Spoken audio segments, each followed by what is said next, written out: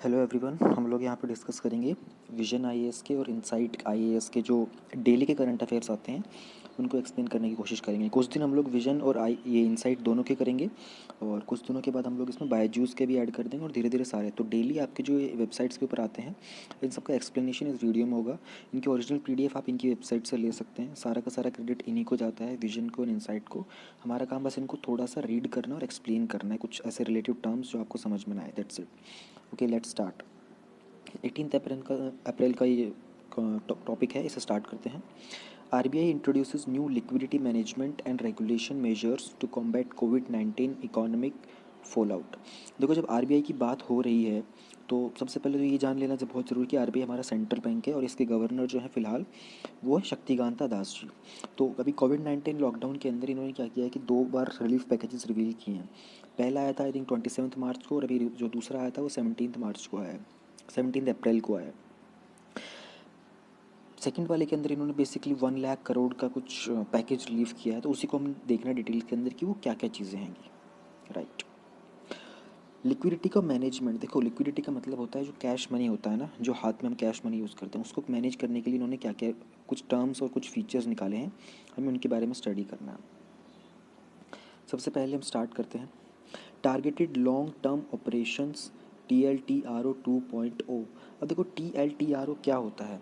Generally ये जो banks वगैरह होते हैं, कमर्शियल बैंक्स वगैरह, ये जब आरबीआई से लोन लेते हैं तो उसका एक रेपो रेट होता है। तो जिस रेट के ऊपर, जिस रेट ऑफ इंटरेस्ट के ऊपर कोई भी बैंक जो है आरबीआई से मनी लेता है, लोन लेता है, उसको रेपो रेट बोलते हैं। और जब आरबीआई को ऐसा लगता है कि इनके पास पैसा बहुत ज़्यादा हो गया कमर्शियल बैंक्स के पास, तो उस लिक्विडिटी को मैनेज करने के लिए आरबीआई जो होता है उससे वापस पैसा ले लेता है, जिसको बोलते हैं रिवर्स रेपो रेट। तो वो रेट मतलब इंटरेस्ट कितना ले रहा है, मान लो 100 रुपये के ऊपर 2 रुपये ले रहा है, 100 रुपये के ऊपर 4 रुपये ले रहा है। तो करंट इससे जो पिछले जो अनाउंसमेंट हुआ था उसमें जो रेपो रेट था, यानी कि जिस रेट के ऊपर आरबीआई जो है किसी भी कमर्शियल बैंक को पैसे देगा, वो अराउंड 4% था। करंट वाले के अंदर यानी कि 2 दिन पहले जो अनाउंसमेंट हुई है 17 अप्रैल को, उसके अंदर जो रेपो रेट है उसको रिड्यूस कर दिया गया है और 25 बेसिस पॉइंट, यानी कि अब वो 3.75% हो गया है। यानी कि अगर कोई बैंक पहले 100 रुपये लेता था तो उसको रिटर्न करने पड़ते थे 104 रुपये, अब वो 100 रुपये लेगा तो उसको रिटर्न करने पड़ेंगे 103.75 रुपये। ये सुनने में बहुत छोटा अमाउंट होता है, लेकिन बैंक्स जो होते हैं वो करोड़ों अरबों लाखों के अमाउंट में लेते हैं। तो उस टाइम पर ये जो रेट ऑफ इंटरेस्ट होता है ये बहुत बड़ा अमाउंट हो जाता है और ये बहुत मैटर करता है कि अगर एक 25-25 के बेसिस पॉइंट्स भी हैं, ये भी बहुत मैटर करते हैं। तो टारगेटेड लॉन्ग टर्म ऑपरेशंस की, अब देखो रेपो रेट और रिवर्स रेपो रेट है ना, ये बहुत शॉर्ट टर्म के लिए होते हैं, ये अपडेट होते ही रहते हैं। टारगेटेड लॉन्ग टर्म्स का ऑपरेशन, अब इसमें दो होते हैं, LTRO और TLTRO। LTRO का मतलब वो होता है जिसमें बैंक्स बोरो करते हैं, लेकिन ये किसी रेपो रेट के ऊपर, वो रेपो रेट एक पीरियड के लिए एक्सटेंड हो जाता है, लंबे पीरियड के लिए फिक्स हो जाता है, 1 साल के लिए या 3 साल के लिए। उसमें बैंक्स को फ़ायदा होता है और कंट्री की जो लिक्विडिटी होती है वो भी मेंटेन रहती है। सेम चीज़ अगर बैंक आरबीआई जो है वो ऑफ़र करता है कि भाई ठीक है, आप हमारे पास इतना पैसा है, अब आप ले लीजिए, आपको ये करंटली क्राइसिस जो है इसको हैंडल करने के लिए इतने फंड्स आपके पास होने चाहिए। जब आरबीआई खुद ऑफ़र कर रहा है लॉन्ग टर्म के लिए ऑपरेशंस, उसको बोलते हैं टारगेटेड TLTRO। तो ये दो टर्म्स जो हैं आपको समझ में आ गए होंगे। जब बैंक ने अपनी तरफ से बैंक डिमांड करता है तो उसको बोलते हैं LTRO, और जब आरबीआई अपनी तरफ से ऑफ़र करता है उसको बोलते हैं TLTRO। ठीक है। अब इसके अंदर जो 1 लाख करोड़ रुपए की जो बात की गई है उसमें से बेसिकली जो 50,000 रुपीज़ होंगे वो इन्होंने बात की कि NBFCs को देंगे और माइक्रो फाइनेंस इंस्टीट्यूशंस को देंगे। देखो NBFCs क्या होते हैं, जो business of loans, advances, share, stocks होते हैं, इन सब के होते हैं। और माइक्रो फाइनेंस इंस्टीट्यूशंस क्या होते हैं, ये क्या करते हैं, प्रोवाइड करते हैं लोन उन लोगों को जिनके पास बैंकिंग की फैसिलिटीज़ नहीं है, तो उनको 50,000 करोड़ रुपए का फंड फैसिलिटेट किया जाएगा। नेक्स्ट हम आते हैं refinancing facilities of all India financial institutions. इसमें 50,000 रुपीज़ करोड़ जो है वो दिए गए थे नाबार्ड को, सिडबी को और नेशनल हाउसिंग बैंक को। तो नाबार्ड का तो सबको पता ही कि एग्रीकल्चर के लिए बहुत बड़ी एक इंस्टीट्यूशन है ये। फिर आता है these facilities are being provided since the institutions are facing difficulties currently. देखो इकोनॉमिक लॉकडाउन भी हुआ पड़ा है, साथ साथ नॉट जस्ट सिविल लॉकडाउन है, इकोनॉमी भी हमारी बंद हो चुकी है, तो इसके कारण बहुत सारे डिफ़िकल्टीज़ आ रही हैं इन बैंक्स को और फाइनेंस इंस्टीट्यूशंस को। तो इसी के लिए ये सारे के सारे फीचर्स प्रोवाइड किए गए हैं। अब देखो वही वाला पॉइंट आ गया फिर से, reduction of reverse basis point and liquidity adjustment facility by 25 basis points from 4% to 3.75 to encourage the banks to deploy surplus funds in investment and loans in productive sectors. Next, raising the limit of ways and means advances of states and UTs by 60% over and above limit as on March 31st to provide greater comfort। देखो ये limit of ways and means advances को समझने की कोशिश करो। जब भी states को यूटीज़ को जो पैसा चाहिए होता है तो वो आरबीआई से लोन ले सकते हैं 3 मंथ्स के ऊपर। उसकी लिमिट जो पहले रहा करती थी पिछले अनाउंसमेंट में उसको 30% और इंक्रीज़ कर दिया था और अब उसको 60% और इंक्रीज़ कर दिया है। इसको बोलते हैं वेज एंड मीन एडवांस। तो वेज एंड मीन एडवांस जो होते हैं टेम्परेरी लोन फैसिलिटीज़ होती हैं that are provided by RBI to help the government over temporary mismatches in receipts and expenditures. अब आ जाते हैं इस साइड रेगुलेटरी मेजर्स क्या क्या हैं। एसेट क्लासिफिकेशन 3 मंथ का moratorium period will be excluded from the classification of NPS. देखो जब भी कोई ऑर्गेनाइजेशन कोई बैंक या फिर कोई एसेट जो होता है वो बैंक से लोन लेता है तो उसका एक टाइम पीरियड प्रोवाइड किया जाता है 3 मंथ्स का। अगर वो 3 मंथ्स के टाइम पीरियड में उसकी रिटर्न वगैरह नहीं करता है, जो भी टाइम पीरियड होता है 3 मंथ से ज़्यादा अगर रिटर्न नहीं करता है तो उसको एनपीए डिक्लेयर कर दिया जाता है। एनपीए का मतलब होता है नॉन परफॉर्मिंग एसेट, कि वहाँ से पैसा आना बंद हो गया है तो उसकी जो भी कोलेट्रल होती है यानी कि जो भी गिरवी रखी हुई चीज़ें होती है उनको बैंक जो है विदड्रॉ करना स्टार्ट कर देता है। अब इन्होंने क्या कर दिया है कि ये एनपीए का जो 3 मंथ्स हुआ करता था इसको पाबंदी थी 3 मंथ की। मॉरेटोरियम का मतलब वर्ड का मतलब होता है पाबंदी होना। इस पर 90 डेज़ की पाबंदी थी, अब इसको इंक्रीज़ करके 180 डेज़ कर दिया गया है। क्यों? क्योंकि लॉकडाउन की वजह से, कोविड-19 की वजह से। Extension of resolution time. RBI का जो प्रूडेंशियल फ्रेमवर्क है रेजोल्यूशन ऑफ स्ट्रेस्ड एसेट्स का in case of large accounts under default, जो स्केड्यूल्ड कमर्शियल बैंक्स है और जो दूसरे फाइनेंशियल इंस्टीट्यूशंस हैं उनको करंटली रिक्वायर किया गया है कि वो एक additional provision 20% if a resolution plan has to be implemented within 201 days from the date of such default. और ये जो टाइम पीरियड है इसको एक्सटेंड कर दिया जाएगा 90 डेज़ के लिए। अब देखो डिस्ट्रीब्यूशन ऑफ डिविडेंड, जो शेड्यूल कमर्शियल बैंक्स और कोऑपरेटिव बैंक्स हैं shall not make any further dividend payouts from profits pertaining to, ये जितने भी बैंक्स हैं उनको जो प्रॉफिट हो रहा है फाइनेंशियल ईयर 2019-20 का उसके डिविडेंड को फर्दर पे आउट नहीं करना है ताकि इनके पास इमरजेंसी के लिए फंड्स हों। तो इसमें क्या होगा कि बैंक्स के पास इतनी इनफ कैपिटल होगी अपनी इकोनॉमी को सस्टेन करने के लिए। Lowering of liquidity coverage ratio, तो फ्रॉम 100% टू 80%। तो देखो क्या होता है, इस वाले पॉइंट को बहुत ध्यान से समझने की कोशिश करना ही बड़ी इंपॉर्टेंट चीज़ है। लिक्विडिटी कवरेज रेशियो क्या होता है, इसकी डेफिनेशन पढ़ लेते हैं। एक requirement under Basel 3 whereby banks are required to hold an amount of high quality liquidity assets which is enough to fund cash outflow for 30 days. ठीक है, देखो क्या होता है कि अगर कोई इंसान बैंक से, एक जो बैंक होता है वो किसी के 1000 रुपीज़ सेव कराता है किसी एक से, ठीक है, लेकिन उसी मंथ में उसको अगर 1500 रुपीज़ किसी को लेंट आउट भी करने होते हैं, किसी ने अपने निकाल लिए होते हैं, तो 500 रुपीज़ का जो गैप जो क्रिएट हो जाता है ना, उस 500 रुपीज़ के गैप के लिए जो बैंक को होता है ना, इतने पैसे फिर बैंक को एडवांस उस महीने के लिए रखने पड़ते हैं अपने पास। ये एक सिस्टम होता है बैंक से कुछ एक्ट्स वगैरह के अंदर। तो अब इन्होंने क्या कर दिया कि मान लो 500 था ना, तो अब उसका 500 नहीं, उसका 80% आपको रखना पड़ेगा, यानी कि 500 का 80% कितना हो जाएगा 400। ये सुनने में अमाउंट बहुत छोटा है 500 का 400, लेकिन बैंक्स जो डील करते हैं वो लाखों करोड़ों अरबों में डील करते हैं, तो वहाँ पर ये अमाउंट बहुत बड़ी हो जाती है। Next point, NBFCs can extend the date of completion of commercial real estate projects by 1 year. ये इनको छूट मिल गई है एनबीएफसीज को। आगे चलते हैं। Power ministry releases revised draft और इलेक्ट्रिसिटी अमेंडमेंट बिल 2020। अब देखो पावर मिनिस्ट्री जो है इन्होंने अमेंड करने की बात की है इलेक्ट्रिसिटी एक्ट को 2003 को। क्यों? क्योंकि to keep pace the changing market of dynamics increasing renewable capacity to bring in investment and ease of doing business in power sector. Power sector के अंदर ईज़ ऑफ डूइंग बिजनेस को increase करने के लिए बात की गई है। 2003 का जो एक्ट है वो क्या करता है, various aspects of electricity sector, जैसे कि rationalisation of electricity tariff, constitution of central electricity authority, establishment of appellate tribunal, इन सब के लिए ये लॉ बनाया गया था, ये एक्ट बनाया गया था 2003 का।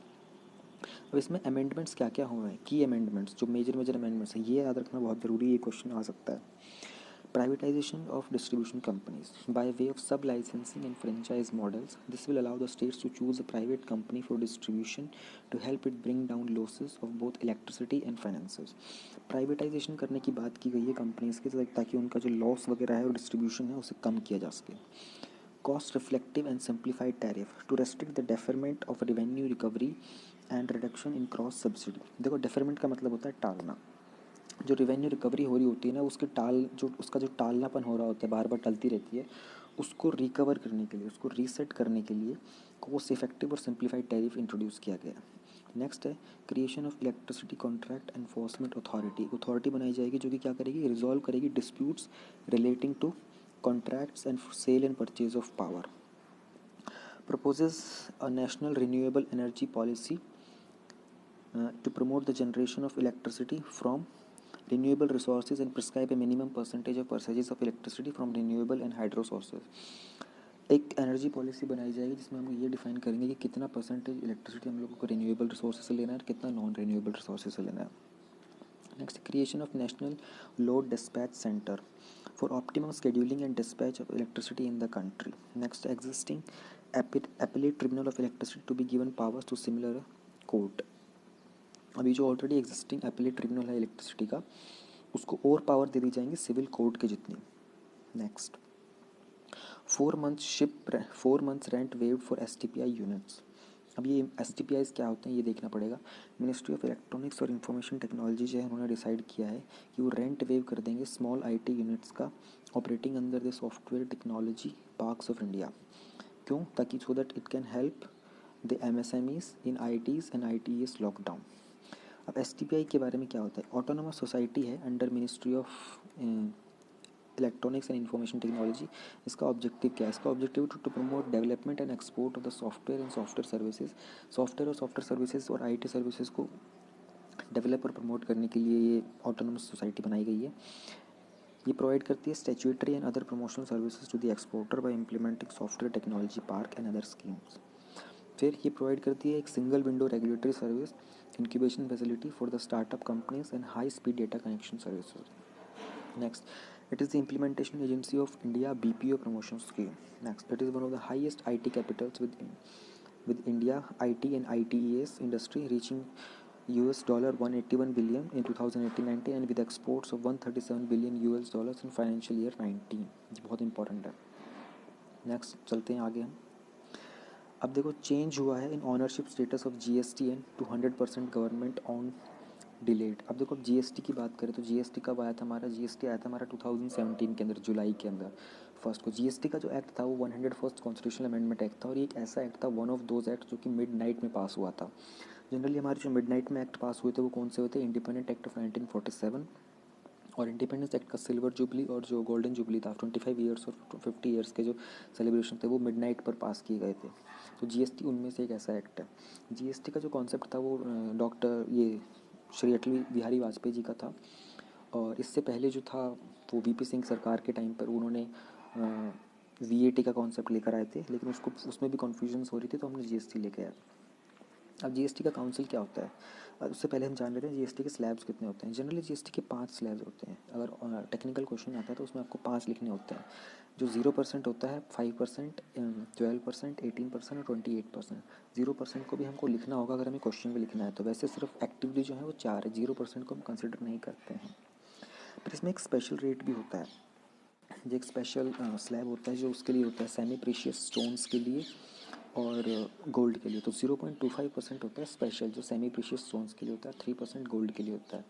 जिसमें से हम लोगों ने पेट्रोल को, अल्कोहल को, इन सब चीज़ों को एक्सक्लूड करके रखा हुआ है. प्लस में ये जो एडिटेड ड्रिंक्स होते हैं, लग्जरी कार्स होते हैं, ये 28% के स्लैब में आते हैं और उसके ऊपर 22% का सेस एडिशनल लगता है. तो ये चीज़ें और ज़्यादा महंगी हो गई हैं.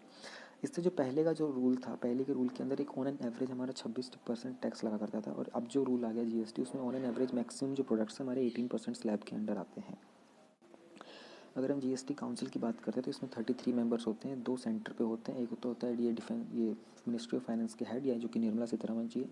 Second minister of state ministry of finance जो कि अनुराग सिंह ठाकुर जी हैं. उसके अलावा बाकी जो स्टेट्स होते हैं और यूनियन टेरिटरीज विद लेजिस्लेचर होते हैं उनकी तरफ से उनका फाइनेंस मिनिस्टर. तो ज़रूरी नहीं उनका फाइनेंस मिनिस्टर हो, उनके एडवाइज़र भी हो सकते हैं, उनके डिप्टी CMs भी हो सकते हैं. उनकी तरफ से कोई भी एक असाइन पर्सनैलिटी जिसको इकोनॉमिक्स और फाइनेंस की नॉलेज हो जो इन सब चीज़ों को हैंडल करता है स्टेट लेवल पे. अब आते हैं टॉपिक के ऊपर. प्रपोजल किया गया था GST की काउंसिल मीटिंग में 14 मार्च को कि जो GSTN है, GSTN क्या थी? एक GSTN एक नेटवर्क बनाया गया था जो कि इसकी सारा डेटा हैंडलिंग करेगा, सॉफ्टवेयर की डेटा हैंडलिंग, सिक्योरिटी हैंडलिंग. तो उसके अंदर पहले डिफरेंट शेयर्स थे, सेंटर के, स्टेट के और बाकी इंस्टीट्यूशंस के. अब इसका एक अमेंडमेंट किया गया कि इसको फुली गवर्नमेंट ओन बना दिया जाए. राइट, इसमें यही सब लिखा हुआ है. इसमें पहले कितना परसेंट था? पहले गवर्नमेंट ऑफ इंडिया का 24.5% इक्विटी था, स्टेट्स वगैरह का और ये NCT का मिला के 24.5 था और बाकी जो 51% था वो इन सब का था नॉन गवर्नमेंट फाइनेंशियल इंस्टीट्यूशंस का. अब इसको सारे के सारे की बात की गई है, इसको पास कर दिया कि 100% सेंट्रल गवर्नमेंट ऑन हो जाएगा। नेक्स्ट चलते हैं। अब छोटी छोटी न्यूज़ें हैं, बस इनको ध्यान में रखना ज़रूरी है। Minor forest produce, ministry of home affair ने ये परमिशन दे दी है माइनर फॉरेस्ट प्रोड्यूस को भी लॉकडाउन के अंदर एक्सेस के लिए। एमएफपी एक सबसेट ऑफ फॉरेस्ट प्रोड्यूस होता है जिसको डेफिनेशन 2007 में दी गई थी, जिसमें शेड्यूल्ड ट्राइब्स और other traditional forest developers act 2006 के थ्रू ही इनेक्ट किया गया था। ये डिफाइन करता है कि एमएफपी जो है वो all non timber forest produce जो होता है प्लांट का और ओरिजिन का, जिसमें bamboo, brushwood, stump, cane, tasar, cocoon, honey, waxes, lac etcetera आता है। तो definition of MFP includes bamboo and cane, thereby changing the categorization of bamboo and cane as trees under Indian Forest Act 1927। ये ध्यान रखने की बात है। ये जो बैम्बू और केन्स की जो डेफिनेशन है ये कौन से एक्ट के अंदर चेंज हुई है? तो ये इंडियन फॉरेस्ट एक्ट 1927 के अंदर चेंज हुई है, अभी ट्रीज़ कहलाते हैं।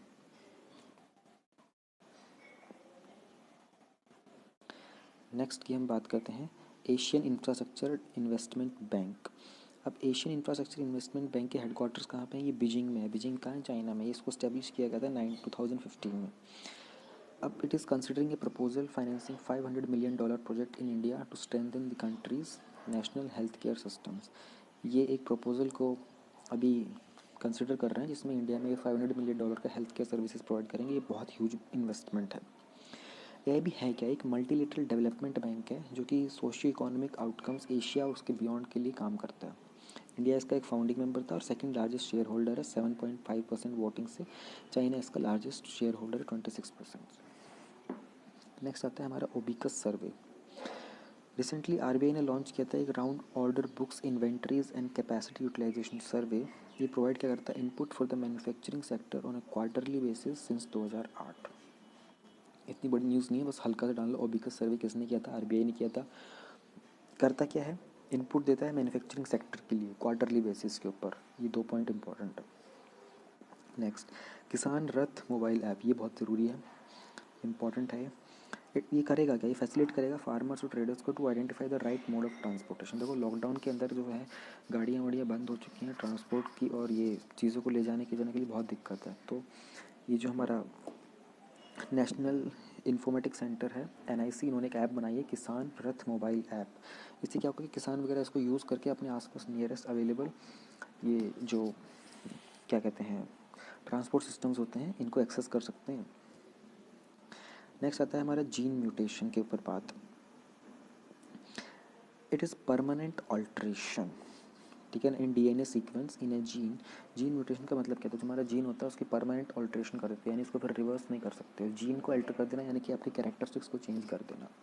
तो आईसीएमआर जो है Indian council of medical research, इसके हेडक्वार्टर दिल्ली में है जो कि ministry of health and family welfare के अंडर आता है। इन्होंने कहा है कि अभी तक जो कोई म्यूटेशन ऐसा ऑब्जर्व नहीं किया गया है जो स्ट्रेन्स कोविड-19 के चल रहे हैं इंडिया के अंदर, और ये एक सिग्निफिकेंट म्यूटेशन है, could make a vaccine less effective against virus in the future. तो ऐसा अगर जीन म्यूटेशन अगर हो जाता है उसका वायरस का, तो जो वैक्सीन बनेगी उसकी वो इनइफेक्टिव हो जाएगी। अब आते हैं Chitra gene lamp N. Chitra gene lamp N क्या चीज़ है? एक डायग्नोस्टिक टेस्ट किट है जो कंफर्म करती है 2 आवर्स के अंदर लो कॉस्ट के ऊपर।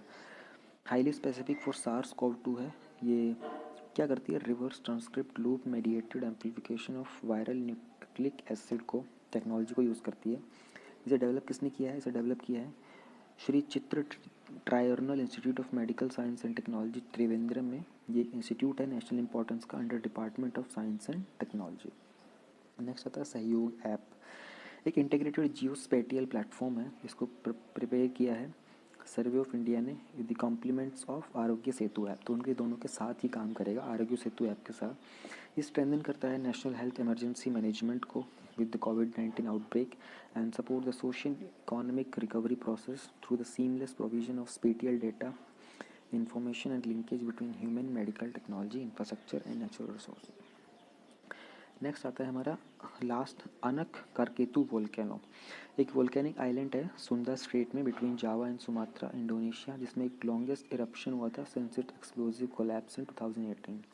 It emerged in early 20th century from caldera form by famous Krakatoa volcano. Caldera क्या होता है? जब भी कोई एक वोल्केनो जो होता है वो जो वोल्केनो जो फटता है यहाँ से, तो इस एरिया के अंदर यहाँ पर एक जो लेक, एक ओपन एरिया बन जाता है ना, जो एक स्पेस बन जाता है, वहाँ पर क्या होता है फिर बारिश वारिश से पानी होना एंड ऑल्सो पानी इकट्ठा हो जाता है, तो इस पार्ट को कल्डेरा बोलते हैं।